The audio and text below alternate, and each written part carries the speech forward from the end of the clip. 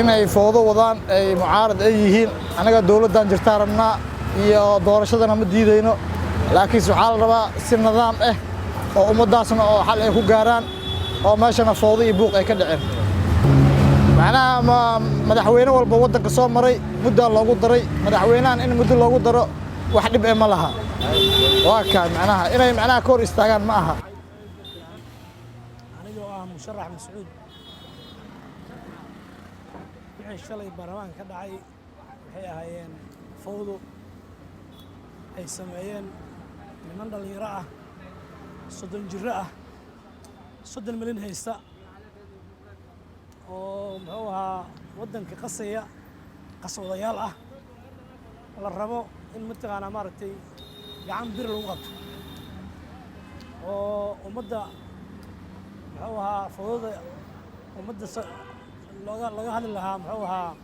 cudurka safmareenka ahaa oo ummadda naafeeyey nimankii muxuu ahaa in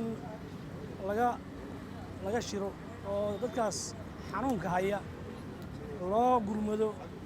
la rabay in laga shiro u diiday ee hor istaagay ee naxariis laawayaasha ah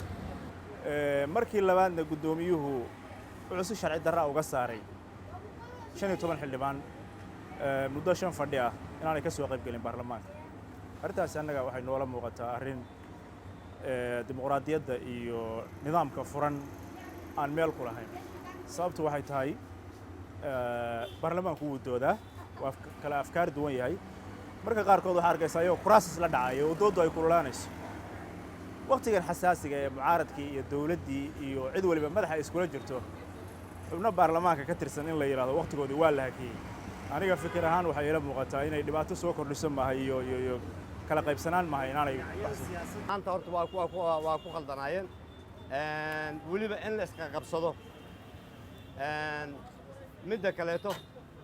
waxaa jira oo runta ah ee baarlamaanka dhexdiisa ka jiray waa laba guux ahaayeen sida dadka badanaa sida la wado sidaadana horta haddeer maanta waxaa jira waxa ugu badan brobagandada badan haddii arrinta baarlamentarialka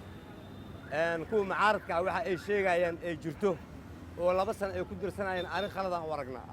aniga ra'yi ahaanteyda khaladaan u arkaa sababtaa waddankaani haddeer maanta waa ujeedaan meesha gadaasheeda feeri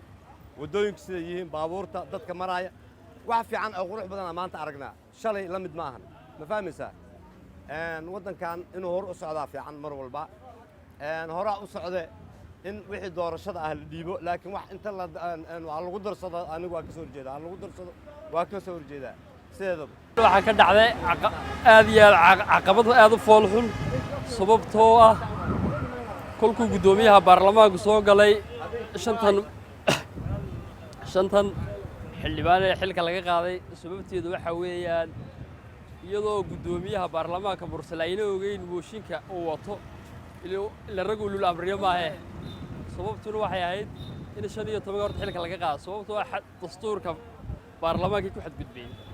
marka shalay wixii ka dhacayna aad iyo aad baan ku xunnahay guddoomiyuhuna aad ugu mahadsan yahay farmaajona mar labaad mar saddexaad buu ku soo noqonayaa isagoo aanan baarlamaanka ugu fadhiin laakiin shacabka aad iyo aad waa boqolkiiba boqol thank you